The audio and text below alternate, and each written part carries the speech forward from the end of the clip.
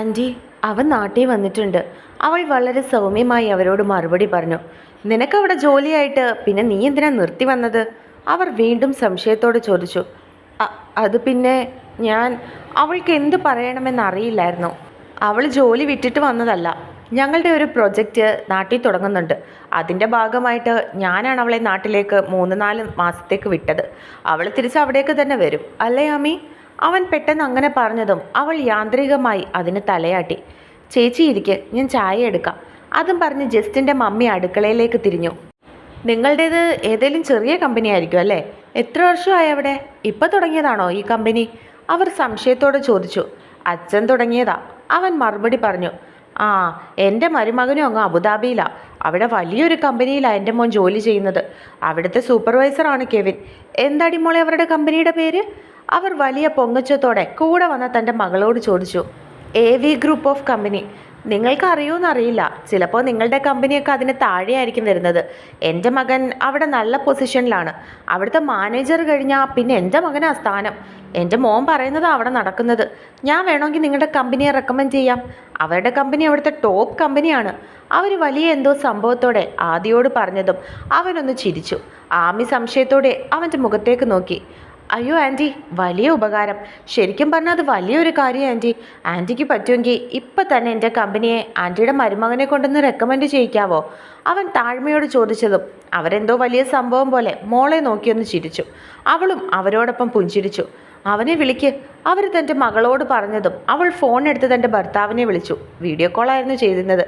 ഇങ്ങത്താ. അവർ തൻ്റെ മകളുടെ കയ്യിൽ നിന്നും ഫോൺ വാങ്ങി. എന്താ അമ്മേ കാര്യം? പതിവില്ലാതെ വിളിക്കുന്നത് കണ്ട് അവൻ സംശയത്തോടെ അവരോട് ചോദിച്ചു. മോനെ, ഞാനിപ്പോൾ ജസ്റ്റിൻ്റെ വീട്ടിൽ ഇരിക്കുക. ഇവിടെ ആമിയുടെ കൂടെ ദുബായിലുള്ള ഒരു പയ്യൻ വന്നിട്ടുണ്ട്. അവൻ്റെ കമ്പനിയിൽ ആമി ജോലി ചെയ്യുന്നത്. അവരുടെ ചെറിയൊരു കമ്പനിയാണ്. അപ്പോൾ മോൻ വിചാരിച്ചാൽ എന്തെങ്കിലും ചെയ്യാൻ പറ്റുമല്ലോ. അതുകൊണ്ട് മോനോടൊന്ന് റെക്കമെൻഡ് ചെയ്യാൻ അമ്മയോട് പറഞ്ഞു.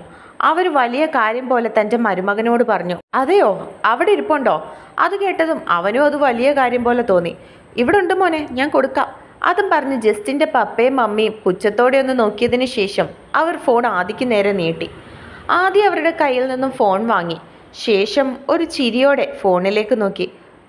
അയാൻ സർ, അവൻ പറഞ്ഞുകൊണ്ട് കസേരയിൽ നിന്നും ചാടി എഴുന്നേറ്റു. അവനെ കണ്ട ഉടനെ അവൻ്റെ പേര് തൻ്റെ മകൻ പറയുന്നത് കേട്ടതും ആ അമ്മയും മകളും ഞെട്ടി. സാറെന്താ ഇവിടെ? അവൻ സംശയത്തോടെ ചോദിച്ചു. ഞാൻ എൻ്റെ കമ്പനിയുടെ ഒരു ആവശ്യത്തിന് വന്നതാ. എന്താ തൻ്റെ പേര്? അവൻ സംശയത്തോടെ തിരികെ ചോദിച്ചു. Kevin Alex. അവൻ പെട്ടെന്ന് മറുപടി പറഞ്ഞു. അത് കേട്ടതും ആദ്യം അതിനൊന്ന് പുഞ്ചിരിച്ചു. സർ, ഞാൻ ഒരുപാട് തവണ ദുബായിലേക്ക് ട്രാൻസ്ഫർ ചോദിച്ചിരുന്നു, കിട്ടിയില്ല. സാറൊന്ന് വിനയൻ സാറിനോട്. അവൻ പറഞ്ഞു നിർത്തി. അത് കേട്ടതും അവർ പെട്ടെന്ന് ആദിയുടെ കയ്യിൽ നിന്നും ഫോൺ തട്ടിപ്പറിച്ചു. അത് കണ്ടതും ജസ്റ്റിൻ്റെ പപ്പയും ആമിയും സംശയത്തോടെ ആദിയുടെ മുഖത്തേക്ക് നോക്കി. അതിന് അവൻ അവരെ രണ്ടുപേരെ നോക്കി ഒന്ന് കണ്ണു ചിമ്മി കാണിച്ചു. നീ എന്തിനാ പയ്യനോട് ഇത്രയും താഴ്മയോട് സംസാരിക്കുന്നത്? നിന്റെ കമ്പനിയുടെ താഴെയല്ലേ ഇവരുടെയൊക്കെ കമ്പനി വരിക? നീ അവിടുത്തെ സൂപ്പർവൈസർ അല്ലേ? അവർ സംശയത്തോടെ അവരുടെ മരുമകനോട് ചോദിച്ചു. ജസ്റ്റിൻ്റെ മമ്മിയും അപ്പോഴേക്കും ചായയുമായി അങ്ങോട്ടേക്ക് വന്നു. അമ്മ എന്തൊക്കെയായി പറയുന്നത്? അമ്മയുടെ മുമ്പിലിരിക്കുന്ന മനുഷ്യൻ ആരാണെന്ന് അമ്മയ്ക്ക് അറിയോ? ഞാനൊക്കെ കാണാൻ കൊതിക്കുന്ന മുഖമാ അത്. അവൻ പറഞ്ഞതും അവർ സംശയത്തോടെ അവനെ നോക്കി. അമ്മേ, ഞങ്ങളുടെ കമ്പനികളുടെ മുഴുവൻ CEO ആണ് ഇപ്പോൾ ജസ്റ്റിൻ്റെ വീട്ടിലിരിക്കുന്നത്. അവരുടെ കമ്പനിയിൽ ഒരു ബ്രാഞ്ചിലാണ് ഞാൻ സൂപ്പർവൈസറായിട്ട് വർക്ക് ചെയ്യുന്നത്. അവർക്ക് ദുബായിലും ഖത്തറിലും അബുദാബിയിലും ഒക്കെ ബ്രാഞ്ച് ഉണ്ട്. കേരളത്തിൽ ഉടനെ ഉണ്ടാകുമെന്ന് എല്ലാവരും പറഞ്ഞത് ഞാനും കേട്ടിരുന്നു. ആ കാര്യത്തിനായിരിക്കും സാർ ചിലപ്പോൾ വന്നത്. എനിക്കൊക്കെ ശമ്പളം തരുന്ന മനുഷ്യനാണ് അത്. അവൻ അവരുടെ മുഖത്തേക്ക് നോക്കി പറഞ്ഞതും അവരും അവരുടെ മകളും ഞെട്ടി പണ്ടാരം മടങ്ങി. പിന്നെ ദയനീയമായി അവൻ്റെ മുഖത്തേക്ക് നോക്കി. ആമി അയാൻ സാറിൻ്റെ കമ്പനിയിലായിരുന്നോ ജോലിക്ക് കയറിയത്? കെവിൻ സംശയത്തോട് ചോദിച്ചതും അവരാണെന്നുള്ള അർത്ഥത്തിൽ യാന്ത്രികമായി തലയാട്ടിയിരുന്നു. ആകെ നാണക്കേടും ഷോക്കുമായിട്ടുള്ളൊരവസ്ഥയിലായിരുന്നു അവർക്ക്. ആമി എൻ്റെ സെക്രട്ടറി ആയിരുന്നു. ആദി പുഞ്ചിരിച്ചുകൊണ്ട് മറുപടി പറഞ്ഞു. ഞങ്ങളെങ്കിൽ പോട്ടെ. എല്ലാം കൂടി കേട്ട് അവർക്കും അവരുടെ മകൾക്കും ആകെ ഭ്രാന്ത് പിടിക്കുന്ന ഒരവസ്ഥയായിരുന്നു. ഇത്രയും വലിയൊരു പൊസിഷനിലാണ് ആമി എന്നത് അവർക്ക് ഊഹിക്കാൻ പോലും പറ്റിയിരുന്നില്ല. തൻ്റെ മരുമകനാണ് എല്ലാവരേക്കാൾ മുൻപന്തിയിലെന്ന് ചിന്തിച്ചിരുന്നവർക്ക് അതൊന്നും ഉൾക്കൊള്ളാൻ കഴിഞ്ഞിരുന്നില്ല. ചേച്ചി, ചായ. ജസ്റ്റിൻ്റെ മമ്മി ചായ അവർക്ക് നേരെ നീട്ടി. വേണ്ട, ഞങ്ങൾ പിന്നെ വരാം. അതും പറഞ്ഞ് ഉടനെ തന്നെ അവർ രണ്ടുപേരും അവിടെ നിന്നും പോയി. ജസ്റ്റിൻ്റെ പപ്പയും മമ്മിയും ആദിയും പരസ്പരം നോക്കി ചിരിച്ചു. ആമി ആദിയുടെ മുഖത്തേക്ക് നോക്കിയതും തൻ്റെ അടുത്തായിട്ടിരുന്ന അവളുടെ കൈകളിൽ അവൻ പിടിമുറുക്കി. അവരുടെ വീട് ഇവിടെ അടുത്താണോ ആൻറ്റി? അവൻ സംശയത്തോടെ അവരോട് ചോദിച്ചു. ദേ മോനെ, ആ കാണുന്നതാ ചേച്ചിയുടെ വീട്. ഇച്ചായൻ്റെ പെങ്ങളാണെന്ന് പറഞ്ഞിട്ട് കാര്യമില്ല. ഇച്ചായൻ്റെ ഒരു സ്വഭാവവും അവർക്ക് കിട്ടിയിട്ടില്ല. അസൂയയും കുശുമ്പും പൊങ്ങച്ചവും മാത്രമാണ് അവരുടെ കൈമുതൽ. ഇപ്പം നിങ്ങളുടെ കാർ ഇവിടെ വരുന്നത് കണ്ടു. ചിലപ്പോൾ ആമയും കണ്ടു കാണും. ആമി നാട്ടിൽ വന്നിട്ടുണ്ടെന്ന് അറിഞ്ഞിരുന്നല്ലോ. അത് അമ്മയും മോളും കൂടി ചുമ്മാ കാരണം ഉണ്ടാക്കി ഇവിടെ വരെ വന്നത്. ആ വീടിനകത്താണ് രണ്ടും ഇരിക്കുന്നതെങ്കിലും കണ്ണും ചെവിയും ഇങ്ങോട്ടാ. ഇവിടെ ആര് വരുന്നു, ഞങ്ങൾ എന്ത് സംസാരിക്കുന്നു, ഇവിടെ വരുന്നവരെന്ത് സംസാരിക്കുന്നു, ഇതൊക്കെ അമ്മയുടെയും മോളുടെയും ശ്രദ്ധ. വല്ലാത്തൊരു സ്വഭാവമാണ്. മക്കളതൊന്നോർത്ത് കാര്യമാക്കണ്ട. നിങ്ങൾ ചായ കുടിക്ക്. അവർ പറഞ്ഞതും ആദ്യം അതിനൊന്ന് പുഞ്ചിരിച്ചു. ആദിയുടെ അച്ഛൻ ഇപ്പോൾ എത്ര വർഷമായി ഗൾഫിൽ? ജസ്റ്റിൻ്റെ പപ്പയാണ് ചോദിച്ചത്. അവർ രണ്ടുപേരും കൂടി ഓരോന്ന് സംസാരിക്കുന്നത് കണ്ടതും ആമിയും മമ്മിയും കൂടി അടുക്കളയിലേക്ക് പോയി. വിളിക്കുമ്പോൾ പോലും മമ്മി എന്നോട് പറഞ്ഞില്ലല്ലോ ആദി സാറിൻ്റെ അച്ഛനെ പരിചയമുണ്ടെന്ന്. അവൾ പരിഭവത്തോടെ അവരെ നോക്കി പറഞ്ഞു. ആദി പറഞ്ഞതുപോലെ വിനേട്ടൻ എൻ്റെ ഫ്രണ്ട് മാത്രമായിരുന്നില്ല. അവരൊരു പുഞ്ചിരിയോടെ തിരികെ പറഞ്ഞതും അവൾ സംശയത്തോടെ അവരുടെ മുഖത്തേക്ക് നോക്കി. വിനേട്ടനും ഞാനും ഒരുമിച്ചാണ് കോളേജിൽ പഠിച്ചത്. ഞങ്ങൾ തമ്മിൽ സൗഹൃദത്തിലുപരി മറ്റൊരു ബന്ധം ഉണ്ടായിരുന്നു. ആ ബന്ധം ഒരുപാട് വർഷം നീണ്ടു നിൽക്കുകയും ചെയ്തു. അന്ന് ജാതിയുടെയും മതത്തിൻ്റെയും പേരിലൊക്കെ ലോകത്തിൽ ഭയങ്കര പ്രശ്നമല്ലായിരുന്നോ? ഇന്നത്തെ പോലെ ഇൻ്റർ കാസ്റ്റ് മാരേജ് ഒന്നും അന്നത്തെ കാലത്തില്ലല്ലോ. അങ്ങനെ ഇരിക്കും ഒരു ദിവസം ഞങ്ങൾ തമ്മിലുള്ള ബന്ധം ഇരു വീട്ടുകാരും അറിഞ്ഞു. പിന്നെ ഞാൻ പറയേണ്ട കാര്യമില്ലല്ലോ, അടിയും വഴക്കും തന്നെ. അപ്പച്ചനും അമ്മയും, അതായത് എൻ്റെ പപ്പയും മമ്മിയും വിനയേട്ടൻ്റെ വീട്ടിൽ പോയി വിനയേട്ടനോടും അവിടുത്തെ അച്ഛനോടും അമ്മയോടും കുറേ സംസാരിച്ചു. എന്താ, എനിക്ക് നല്ലൊരു കല്യാണാലോചന വന്നിട്ടുണ്ടെന്നും അത് മുടക്കരുതെന്നും വിനയേട്ടൻ ഞാനുമായിട്ടുള്ള ബന്ധത്തിൽ നിന്ന് പിന്മാറണമെന്നൊക്കെയാണ് എൻ്റെ അപ്പച്ചനെന്ന് പറഞ്ഞത്. എൻ്റെ അമ്മ പിന്നെ ഒന്ന് പറഞ്ഞാൽ രണ്ടാമത്തേതിന് കരയുന്ന പ്രകൃതിക്കാരിയായിരുന്നു. എൻ്റെ അമ്മയുടെ നെഞ്ചത്തടിയും കരച്ചിലും ഒക്കെ കണ്ടിട്ടായിരിക്കണം വിനയേട്ടൻ മനഃപൂർവ്വം തന്നെ ഞാനുമായിട്ടുള്ള ബന്ധത്തിൽ നിന്നും പിന്മാറി എന്നെ ഇച്ചായൻ കല്യാണം കഴിക്കുകയും ചെയ്തു. അവരൊരു പുഞ്ചിരിയോടെ ആമിയോട് പറഞ്ഞു നിർത്തി. അപ്പോൾ പപ്പയ്ക്ക് അറിയോ ഇതൊക്കെ? അതിനുശേഷം വിനയൻ സാറിൻ്റെ മമ്മി കണ്ടിട്ടില്ലേ? അവൾ സംശയത്തോടെ വീണ്ടും ചോദിച്ചു. കണ്ടിരുന്നു. ഒരിക്കൽ കോളേജിൽ ഒരു റീയൂണിയൻ വെച്ചിട്ടുണ്ടായിരുന്നു. വർഷങ്ങൾക്ക് മുമ്പാ. അന്ന് ജസ്റ്റിന് 4-5 വയസ്സായി കാണും. അന്ന് വിനേട്ടനും വിനേട്ടൻ്റെ ഭാര്യയും കൂടി വന്നു. എൻ്റെ വിവാഹമാണ് ആദ്യം കഴിഞ്ഞതെങ്കിലും എനിക്ക് ആദ്യത്തേത് അബോർഷനായിരുന്നു. അതിനുശേഷം 5 വർഷം കഴിഞ്ഞാണ് ജസ്റ്റിനുണ്ടാകുന്നത്.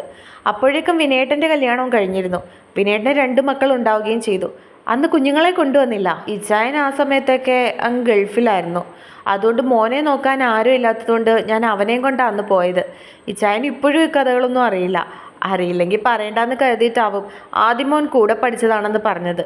എന്നെ ആദ്യമായിട്ട് വിളിച്ചപ്പോഴും അങ്ങനെ തന്നെയാണ് സംസാരിച്ചത്. അവരൊരു പുഞ്ചിരിയോടെ പറഞ്ഞു നിർത്തി.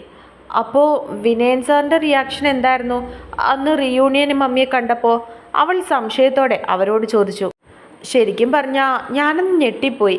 വിനയേട്ടനല്ല എന്നോട് വന്ന് സംസാരിച്ചത്, അദ്ദേഹത്തിൻ്റെ ഭാര്യയായിരുന്നു. അവർക്ക് ഞങ്ങൾ തമ്മിലുണ്ടായിരുന്നതൊക്കെ അറിയാം. ജസ്റ്റിനെ അന്നവർ ഒരുപാട് കളിപ്പിച്ചു. അവന് മിഠായിയും ടോയ്സും ഒക്കെ വാങ്ങിക്കൊടുത്തിട്ടാണ് രണ്ടുപേരും പോയത്. മാത്രമല്ല എന്നോട് ഒരുപാട് മാപ്പ് പറയുകയും ചെയ്തു. ചതിച്ചതല്ല. എൻ്റെ അമ്മയുടെ കണ്ണുനീര് കണ്ടപ്പോൾ, അപ്പച്ചനും അമ്മയും വന്ന് കാല് പിടിക്കുന്ന കണ്ടപ്പോൾ മനഃപൂർവ്വം പിന്മാറിയതാണെന്ന് പറഞ്ഞു. അവർ ആമയെ നോക്കി പറഞ്ഞതും അവളൊരു പുഞ്ചിരിയോടെ എല്ലാം കേട്ടുകൊണ്ടിരിക്കുകയായിരുന്നു. അപ്പം മമ്മിക്ക് ദേഷ്യമൊന്നും തോന്നിയില്ലേ? മമ്മി തിരിച്ച് എന്ത് മറുപടിയാണ് പറഞ്ഞത്? അവൾ ആകാംക്ഷയോടെ അവരോട് ചോദിച്ചു. ഞാനതിന് എന്ത് മറുപടി പറയാനാ മോളെ? എൻ്റെ കല്യാണം കഴിഞ്ഞ് എനിക്കൊരു കുട്ടിയുമായി. ഇനിയും ഞാൻ പഴയ കാര്യങ്ങളൊക്കെ ആലോചിച്ചിരിക്കുന്നതിൽ ഒരർത്ഥവും ഇല്ലല്ലോ. മനുഷ്യർക്ക് ദൈവം മറവിയൊന്നൊന്ന് കൊടുത്തത് ഇങ്ങനെയൊക്കെ ജീവിതത്തിൽ ഉണ്ടാകുമെന്ന് നേരത്തെ കരുതിയിട്ടായിരിക്കണം. ഞാനും സന്തോഷത്തോടെയാണ് ജീവിക്കുന്നത്, അവരും സന്തോഷത്തോടെ ജീവിക്കുന്നു. പിന്നെ പരസ്പരം ഓർത്തിപ്പോൾ ദുഃഖിച്ചിട്ടെന്താ കാര്യം? അവർ പറയുന്നത് കേട്ടതും ആമി അതിനൊന്ന് പുഞ്ചിരിച്ചു. ഞാനൊരു കാര്യം പറഞ്ഞാൽ മോക്കനോട് ദേഷ്യമോ പരിഭവമോ ഒന്നും ഉണ്ടാവരുത്. അവർ പറഞ്ഞതും അവളത് എന്താണെന്നുള്ള അർത്ഥത്തിൽ അവരുടെ മുഖത്തേക്ക് നോക്കി. ഒന്ന് ചീഞ്ഞാലേ മറ്റൊന്നിന് വളമാകുള്ളൂ. കഴിഞ്ഞതിനെപ്പറ്റി ചിന്തിച്ചുകൊണ്ടിരിക്കാനാണെങ്കിൽ അതിന് മാത്രമേ നമ്മുടെ ജീവിതത്തിൽ സമയം കാണുള്ളൂ. ആളുകളൊക്കെ പലതും പറയും. ആരുടെയും വാമൂടി കെട്ടാൻ നമ്മൾ മനുഷ്യർക്ക് പറ്റില്ല. ഒരു നാണയത്തിന് ഇരുവശങ്ങൾ ഉള്ളതുപോലെ നമ്മൾ ജീവിതത്തിൽ ഒരു തീരുമാനം എടുക്കുമ്പോൾ പോസിറ്റീവും നെഗറ്റീവും ഒക്കെ നമ്മൾ കേൾക്കേണ്ടി വരും. നമുക്ക് ശരിയെന്ന് തോന്നുന്നത് മാത്രം ചെയ്യുക. മറ്റുള്ളവരുടെ വാക്കിന് അധികം പ്രാധാന്യം നൽകാതിരിക്കുക. ഞാനിതൊക്കെ പറയുന്നത് എന്താണെന്ന് മോൾക്ക് മനസ്സിലായി കാണുമല്ലോ അല്ലേ? അവർ പറഞ്ഞതും അവൾ മനസ്സിലായി എന്നുള്ള അർത്ഥത്തിൽ അവരെ നോക്കി തലയാട്ടി. എൻ്റെ മകൻ മരിച്ചു കഴിഞ്ഞു. മനസ്സുകൊണ്ട് അത് ഞങ്ങൾ അക്സെപ്റ്റും ചെയ്തു. വില കുറച്ച് കാണുകയല്ല ഞാൻ. എങ്കിലും ഞാൻ പറയുക, വെറും 6-7 മാസത്തെ പരിചയം മാത്രമേ നിനക്ക് അവനുമായിട്ടുള്ളൂ. അതിൽ 3 മാസം മാത്രമേ നീ അവൻ്റെ ഒപ്പം ജീവിച്ചുള്ളൂ. ദൈവം തന്നതിനെ ദൈവം തന്നെ എടുത്തു. ഞാനും ഇച്ചാനും ഇപ്പം അങ്ങനെയാണ് വിശ്വസിക്കുന്നത്.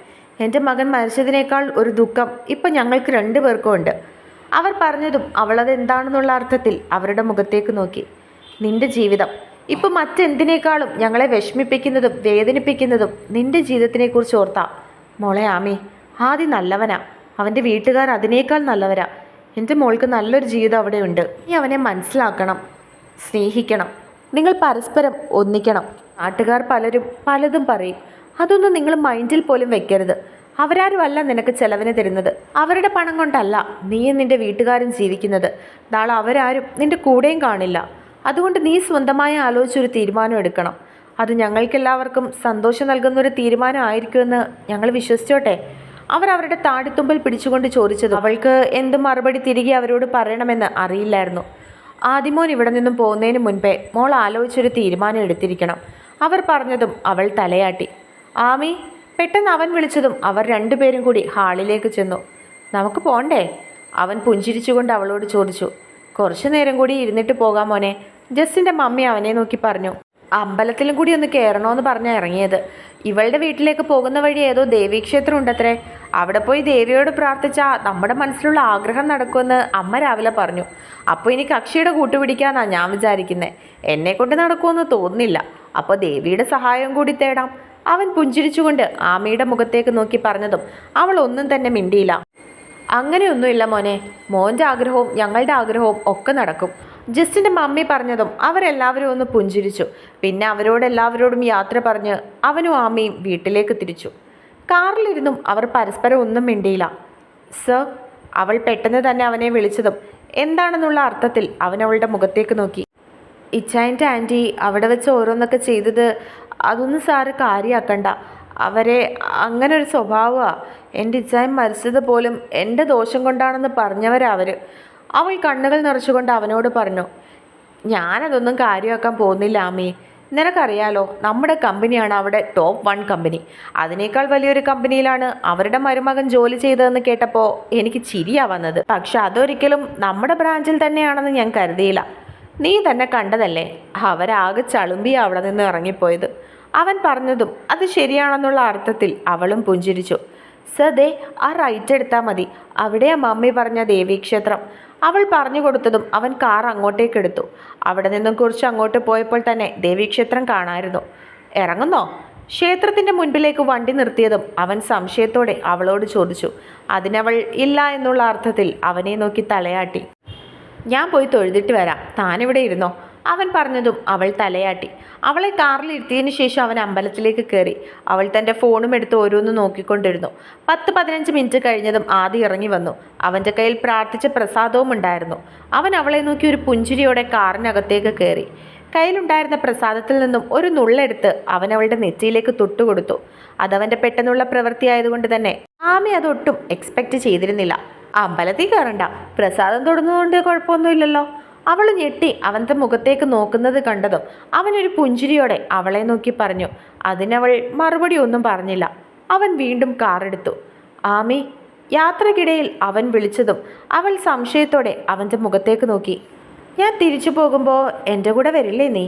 അതോ ഞാൻ മരിക്കുന്ന സമയത്ത് പോലും താൻ എൻ്റെ ഒപ്പം കാണില്ല എന്നാണോ? അവൻ ആ വാക്കുകൾ പറഞ്ഞ് അവസാനിപ്പിച്ചതും ഇച്ചായ, പെട്ടെന്നൊരു ലോറി അവരുടെ കാറിൻ്റെ അടുത്തേക്ക് പാഞ്ഞു വന്നു. ആദ്യം പെട്ടെന്ന് കാർ വെട്ടിത്തിരിച്ചു. ലോറി നേരെ പോയി ഒരു പോസ്റ്റിലിടിച്ചു. ആമയുടെ ബോധം മറിഞ്ഞുപോയി.